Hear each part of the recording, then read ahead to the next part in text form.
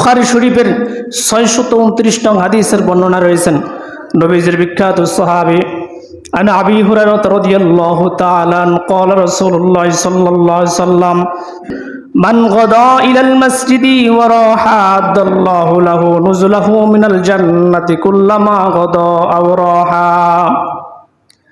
নবীজির সাহাবী আবু হুরায়রা বলেন, নবীজি বলেছেন আল্লাহ তাআলা সেই ব্যক্তির জন্য জান্নাতে ততবার মেহমানদারির ব্যবস্থা করে রাখে যতবার ওই ব্যক্তি মসজিদে গমন করে। অর্থাৎ মসজিদে যে ব্যক্তি যতবার আগমন করে আল্লাহ সুবহানাহু ওয়া তাআলা জান্নাতে তার জন্য ততবার মেহমানদারির ব্যবস্থা করে রাখেন। কাজী মসজিদে যে ব্যক্তি আসবে বেশি বেশি, মসজিদে আসা মানে কি মসজিদে এসে বসে থাকা, মসজিদে শুধু আসা? মসজিদে আসার অর্থ হচ্ছে মসজিদে এসে নামাজ পড়া, মসজিদে যেই কাজ করার জন্য আসা সেই কাজ করা। অর্থাৎ মসজিদে যারা বেশি বেশি আসবে, বুখারীর হাদিস প্রমাণ করে আল্লাহ সুবহানাহু ওয়া তাআলা তাদের জন্য জান্নাতের নাজ নেয়ামতের ব্যবস্থা করে রেখেছেন, জান্নাতে তাদের জন্য মেহমানদারির ব্যবস্থা করে রেখেছেন। কাজী মসজিদে আসার দরকার আছে না নাই? যারা শুধু বাসায় নামাজ পড়ে তাদের ক্ষেত্রে কি হবে?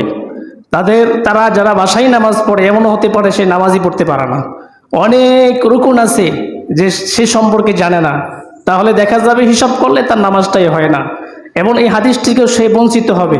এজন্য ফরজ নামাজ আমরা চেষ্টা করব মসজিদে এসে পড়ার। এবার ফজরের সময় ঘুমিয়ে না থাকা, ফজরের সময় মসজিদে আসা। আফসোসের বিষয়, খুব কষ্টের বিষয়, রমজানের সময় কত মুসল্লি মসজিদ ভরপুর থাকতো, 2 কাতার হয়ে যেত, 3 কাতার হয়ে যেত, কিন্তু রমজান গেছে আজকে শুক্রবার দিন, অথচ মসজিদে মুসল্লি নাই। তাহলে এই মসজিদ ঘর এত সুন্দর করে এসি লাগাইছে, প্যান আছে, কত সুন্দর চাকচিক্য করে কি লাভ?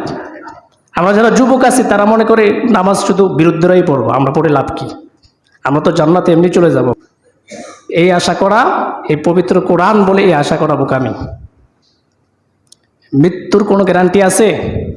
যারা যুবক আছে, শক্তি আছে, তারা শুধু মনে করে যে সব কাজ বিরুদ্ধ লোক যারা আছে, দাড়ি পেকে গেছে, নামাজ রোজা সব তাদের জন্য, আমরা শুধু আছি অন্য কাজে। এই পবিত্র কোরআন প্রমাণ করে জান্নাতে যাওয়ার জন্য শর্ত হচ্ছে ইমানের সাথে ভালো কাজ করা।